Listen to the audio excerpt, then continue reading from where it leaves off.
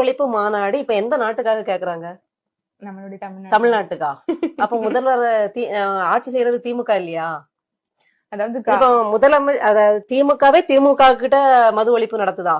டாஸ்மாக் எல்லாம் ஆரம்பிச்சு நடத்துறது, சாராய ஆலைகள் நடத்துறது எல்லாமே இவங்கதான். ஒருவேளை இவங்க 2 பேரும் சேர்ந்து திமுக விசிக எல்லாம் சேர்ந்து ஐநா சபையில போய் மது ஒழிப்பு பத்தி ஏதாவது கேட்க போறாங்களா? எனக்கு தெரியல. ஏதோ அண்டை நாட்டுக்காக ஒரு பிரச்சனைக்கு பேசுன மாதிரி பேசிட்டு இருக்காங்க.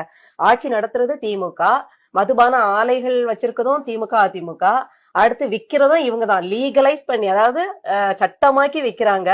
இதுல வர சிரிப்பா சிரிக்க வேண்டியது மது விலக்கு துறைன்னு ஒண்ணு ஆரம்பிச்சு அதோட அமைச்சர் மதுவை எப்படி வளமாக விற்பதுன்னு ஒரு நல்ல நல்ல திட்டங்களை கொண்டு வராரு.